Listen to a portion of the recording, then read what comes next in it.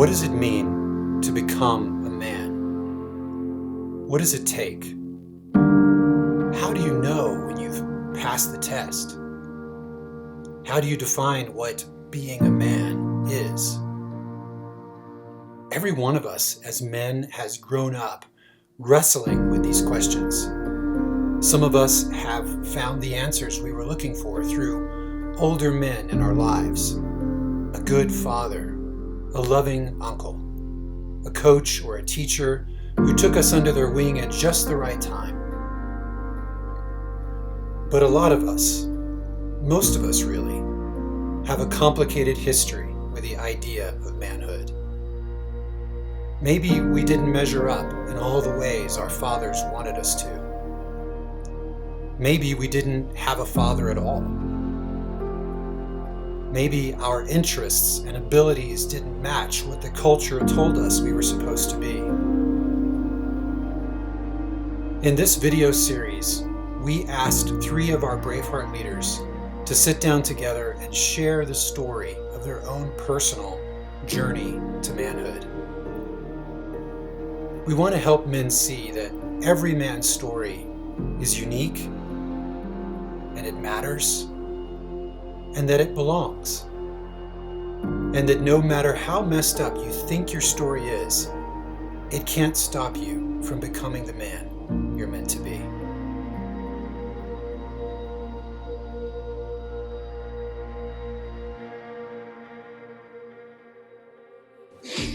Right on. Man, it is overwhelming to even think about journey to manhood, but also, Rob, to your point, like you just said, I feel like I'm still in it.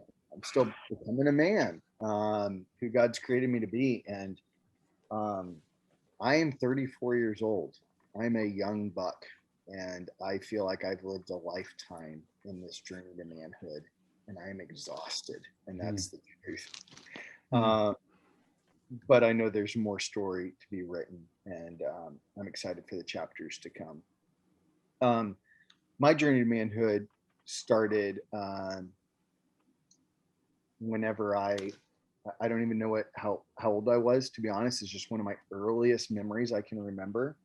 Sitting in my dad's Datsun pickup truck, we're racing the train, and I remember the little 76 ball bouncing on the antenna, and looking over at my dad. And we're not racing the train to try to beat it across the tracks. We're just kind of driving alongside it. I remember kind of looking at my dad in that moment, and this is like a 3-year-old thought, and I'm like, this guy is cool. And ever since then, my dad is not perfect. He's not a perfect dad. And it took me a while to figure that out too.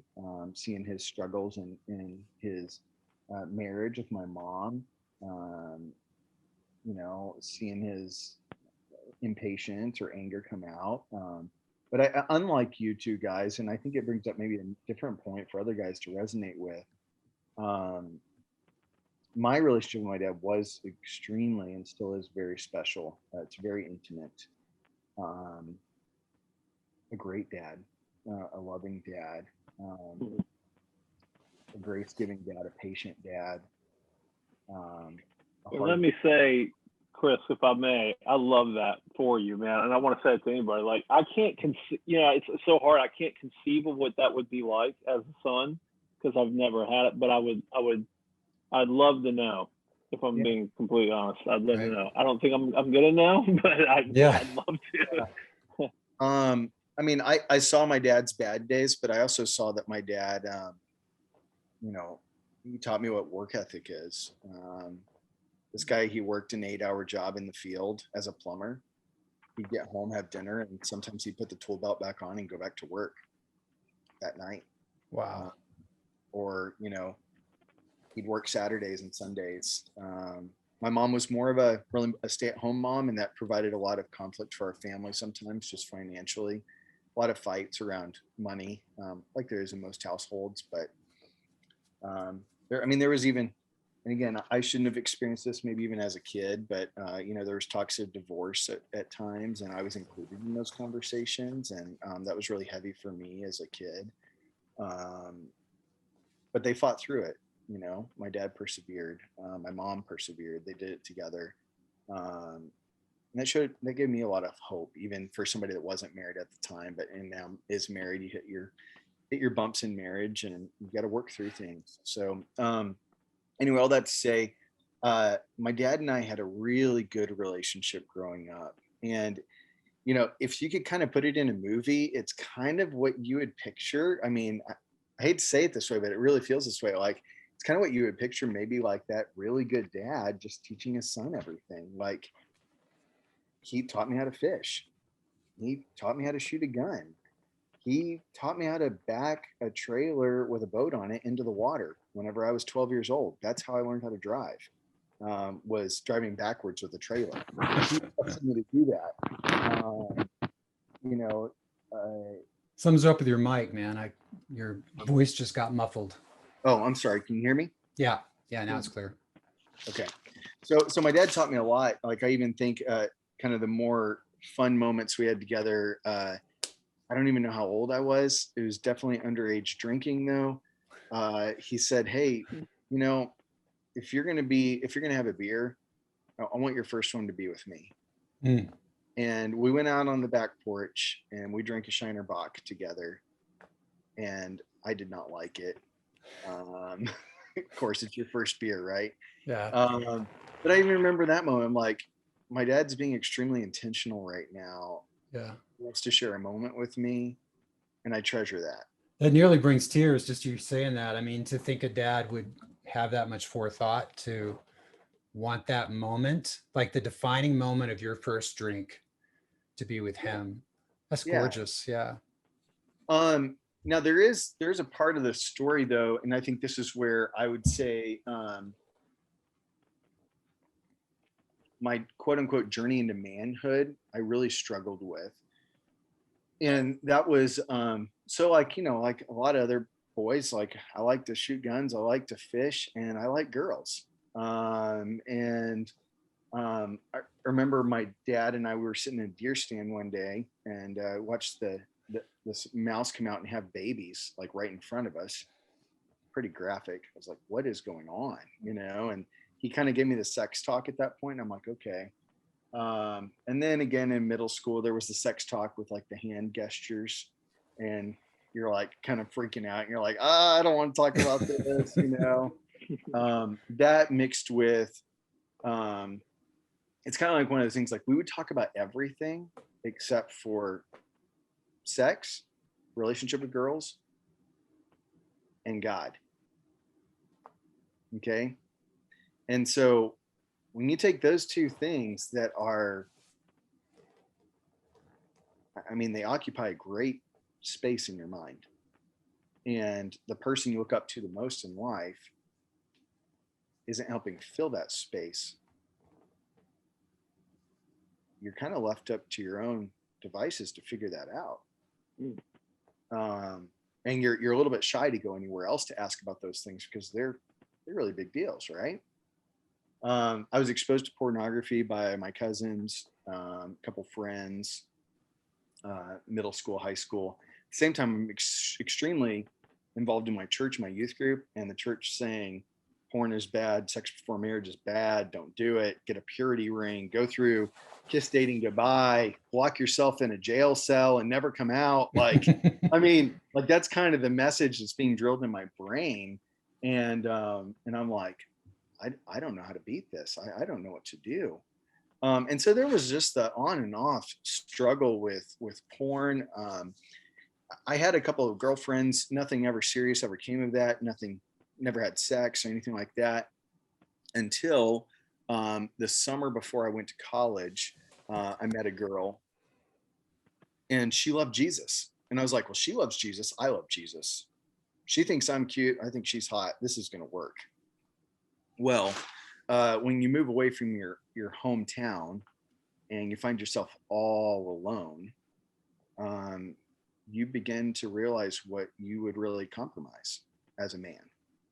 and what you would, how the enemy really will get after you as a man, right? And I found out in that moment that I needed other men in my life, and it wasn't just about my dad or my good friends. Like, whew, I needed community. I needed a band of brothers, if you will, and I didn't have that. And so what ended up happening, I ended up sleeping with this girl, and we tried to stop and we couldn't. And um, I felt super guilty. I felt so much shame, the most darkness I've ever felt in my relationship with God, because it was like this pledge that I made to my church and to my family, but more so like that I made to God. But it was interesting because it was more so about making a pledge to the church and my family. And then when it actually happened, I recognized it's actually more about God. Hmm. And I felt so alone and so distant from God. It was totally the prodigal son story for me. And I think that was probably one of the biggest marks for me marching into manhood, was standing and facing God in that moment and saying, I'm wrong.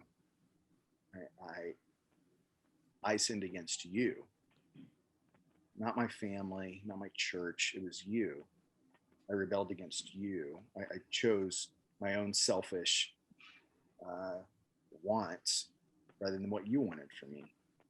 And so I jeopardized this relationship and hurt her and hurt myself. But it was really interesting in that darkest moment. Um, I would say that's where my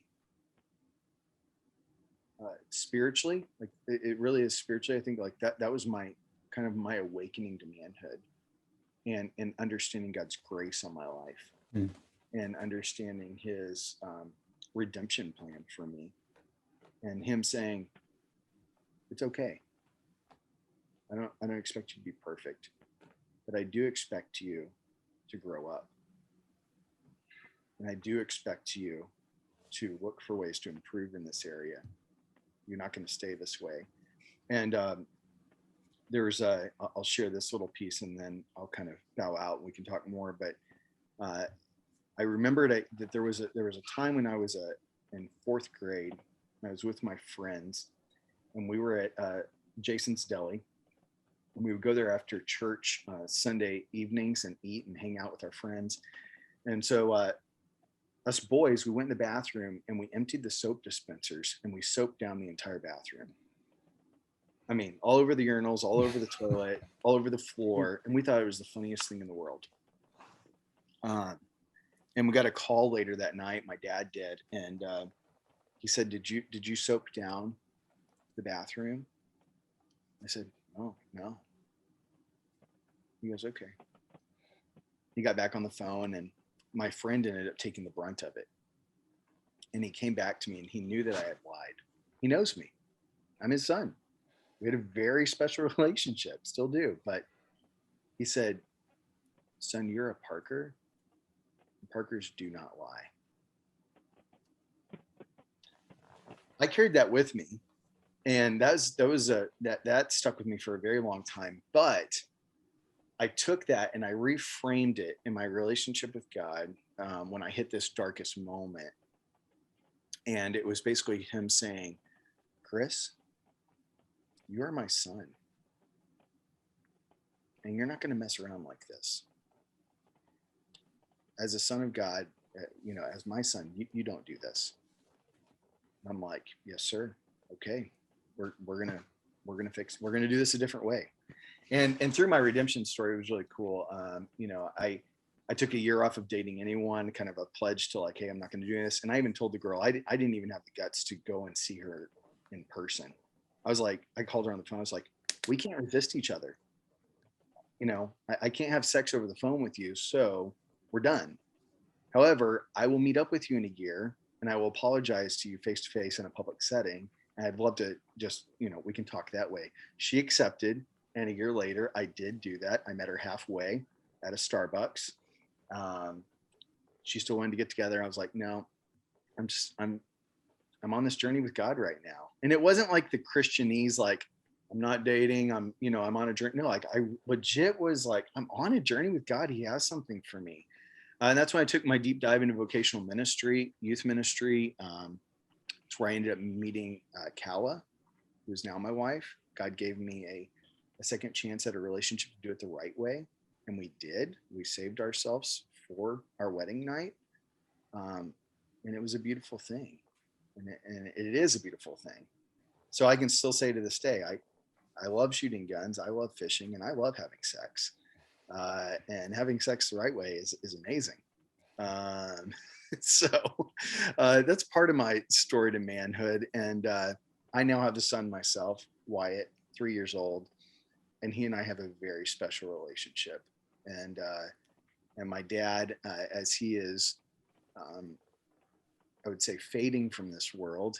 He has cancer, and I still have a relationship with him. I feel like my story in manhood right now is I'm caught between two worlds, and it's a very interesting place to be. But you get to see the father's heart, and you get to see the son's heart, and I have a seat right in the middle.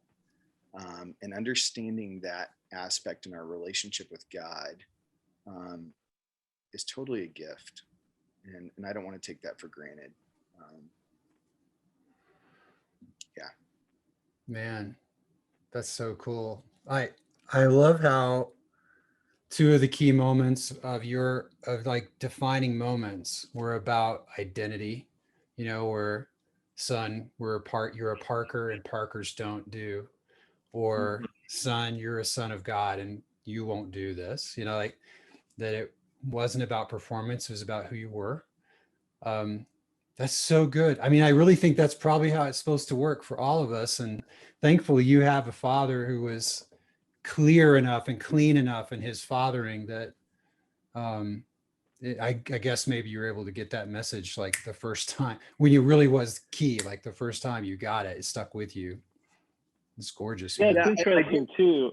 I can't help but hear in your story, Chris. Like, thank you so much for your candor, for sharing. But it's interesting how, though, it's important, I think, to understand too. Like, even in a great relationship with your dad, there was grace that was needed to be given by your Father in heaven that your dad couldn't, you know, spare you from some of the trappings of manhood, of being, of human, and that you needed the grace of God.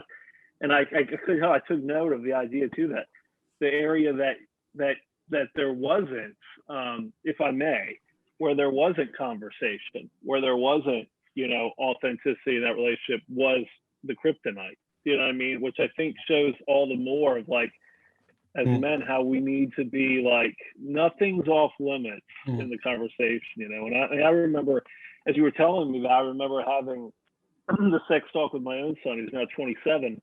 And I remember I had a similar, and because I never got any counsel from my own dad, I maybe overdid it. I don't know.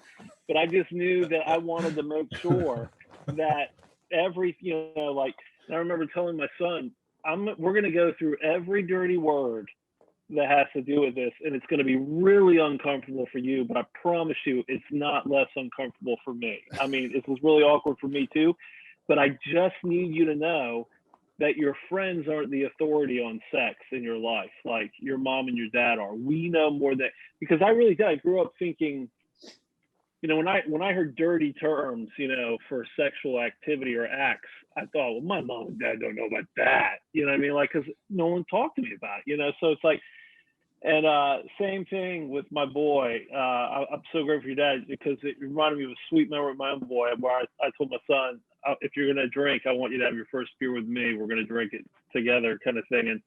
And yeah, everybody thinks it's disgusting at first sip, turns out. yeah. And I think that I love that because again, like I really appreciate the different. I don't appreciate it for you guys, but I appreciate that there are different perspectives present on our earthly relationships with our fathers, because I think men that are listening to this relate one way or the other, or maybe even completely differently. But I think it goes to show that we can't be caught in the trap, which I know I did. I don't know how I put it into words, but have I idolized my earthly father? And the answer would be yes, 100 times over. Of course I have. But to remind myself in the end, he is not perfect and he's not the end all be all. And he has his own weaknesses. And, like what I appreciated, he's trying his hardest, but at the end of the day, you can't just try your hardest to be the perfect person. It doesn't work that way. Right. And so, Rob, I love what you said. Like, this is the man. And so those voids in our life, those broken places in our life, those places where we don't have answers or don't know who to turn to, let's go to the source. Right. I love that.